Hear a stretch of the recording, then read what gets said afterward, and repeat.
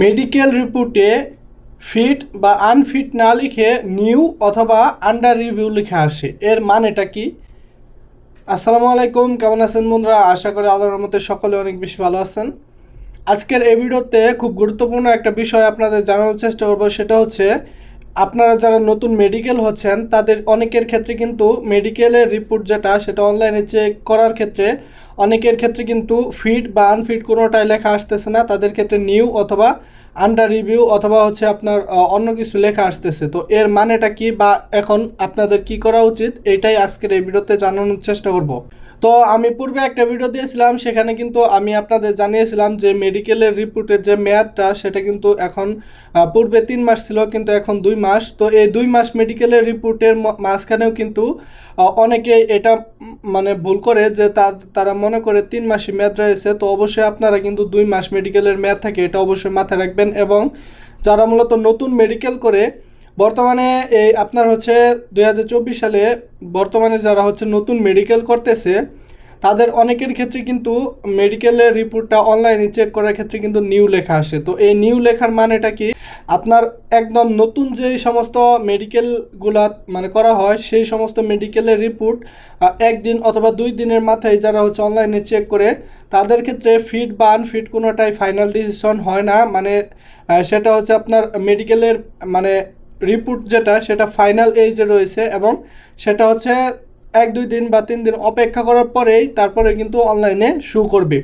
কিন্তু যাদের হচ্ছে আন্ডার রিভিউ অথবা হচ্ছে আপনার চেকিংয়ে থাকে তারা কিন্তু মূলত তাদের মেন যে মেডিকেল রিপোর্টটা সেটা এখন পর্যন্ত হচ্ছে আপনার ফুলফিল হয়ে সারেনি।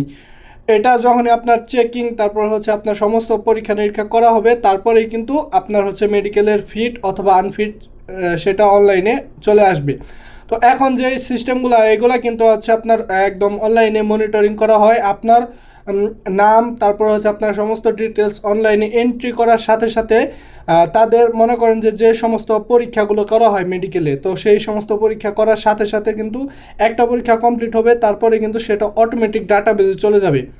তো কিন্তু সেই ডাটাটা কিন্তু আপনাকে দেখানো হবে না, সেইটার অনুযায়ী আপনার সেখান থেকে আপনার মেডিকেলের ফিট না আনফিট না হচ্ছে আন্ডার রিভিউ বা চেকিং এই সমস্ত কিছু কিন্তু শো করে।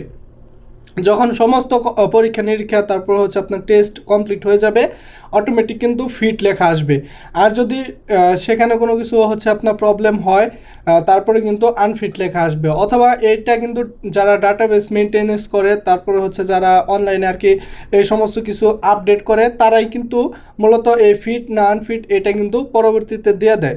কিন্তু আপনি যদি মেডিকেল হওয়ার 1 বা 2 দিন বা 24 ঘন্টার মাথায় আপনি যদি চেক করা ট্রাই করবেন তাহলে কিন্তু যারা একদম নতুন তাদের কিন্তু নিউ দেখা মানে লেখা আসবে এবং যাদের হচ্ছে টেস্টগুলা পরীক্ষা নিরীক্ষা চলতেছে তাদের কিন্তু চেকিং লেখা আসবে।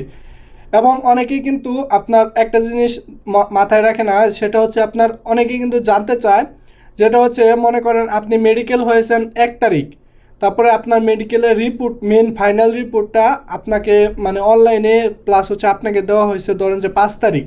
তো অনেকে মনে করে যে মেডিকেলের মেয়াদ যদি 2 মাস অর্থাৎ 60 দিন থাকে তাহলে ওই প্রথম দিন থেকে কি তাদের ওই সময়টা কাউন্ট হবে কিনা। যে না বন্ধুরা, আপনাদের যেদিন হচ্ছে মেডিকেলের রিপোর্টটা চলে আসবে আপনার হাতে সেদিন থেকে আপনি 60 দিন অর্থাৎ আগামী 2 মাস আপনাদের মেডিকেলের মেয়াদ থাকবে। তো আশা করি আজকের এই ভিডিওতে অনেকের প্রশ্নের উত্তর পেয়ে গেছেন এবং অনেকের উপকারে আসবে। অবশ্যই ভিডিওতে একটা লাইক করবেন এবং যারা মূলত আমার চ্যানেলে নতুন আছেন অবশ্যই চ্যানেলটি সাবস্ক্রাইব করে পাশে থাকা বেল আইকনটি বাজিয়ে দেবেন। তো ভালো থাকবেন সবাই, সুস্থ থাকবেন, আল্লাহ হাফেজ।